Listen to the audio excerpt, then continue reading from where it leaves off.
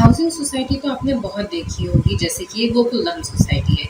But आइए आज मैं आपको एक ऐसी सोसाइटी से मिलवाती हूँ जिसने साझेदारी की एक मिसाल खड़ी कर दी है और बन गई है एशिया की पहली housing society as advance green building certification का अवार्ड जीतने वाली, जो अवार्ड इशू किया जाता है बाय इंटरनेशनल फाइनेंस कॉरपोरेशन के द्वारा। और इन्होंने जो मेजर ट्रांसफॉर्मेशन लाया है वो ये है कि इन्होंने अपने पर मंथ की इलेक्ट्रिसिटी बिल को 52,000 से रिड्यूस करके 18,000 लेकर आ गए हैं सोसाइटी के इलेक्ट्रिसिटी बिल को।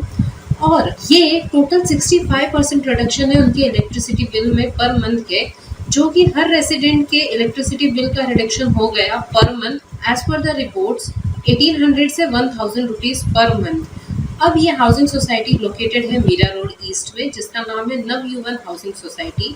और इन्होंने कोलैबोरेशन किया था आगा खान एजेंसी हैबिटेट्स के साथ। और इन्होंने रेट्रोफिटिंग और ग्रीन ट्रांसफॉर्मेशन और क्लाइमेट चेंज के हिसाब से अपनी सोसाइटी को ट्रांसफॉर्म किया है।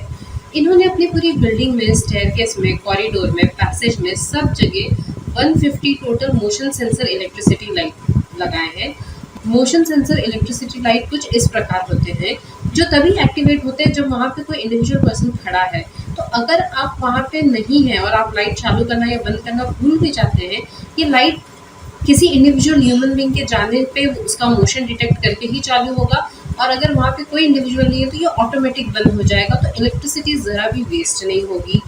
और अगर हम फिगर्स की बात करें, रेट्रोफिट्स की वजह से 41% ऑफ एनर्जी, 35% ऑफ वाटर की सेविंग हुई है और 59% इम्प्रूवमेंट हुआ है मटेरियल एफिशिएंसी में। और पिछले साल अक्टूबर में ये प्रोजेक्ट शुरू हुआ था और एक साल में 232 ton of carbon dioxide produce करने से भी इन्होंने बचा लिया है, जो कि बहुत ही बड़ा अचीवमेंट। और ये सब कुछ पॉसिबल हुआ है सिर्फ एक हाउसिंग सोसाइटी की वजह से।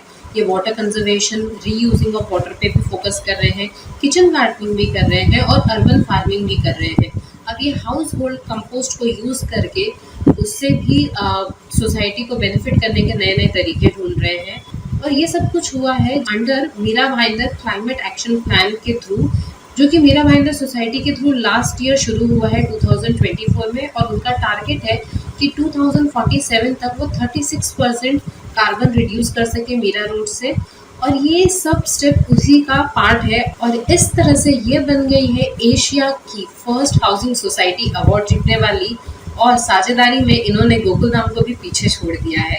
तो क्या आपकी हाउसिंग सोसाइटी इस प्रकार काम कर रही है? अगर नहीं कर रही है तो आप इस सोसाइटी से कुछ सीख लेना चाहते हैं तो डेफिनेटली अपने अपने हाउसिंग सोसाइटी में ऐसा काम जरूर कीजिए। See you in the next video.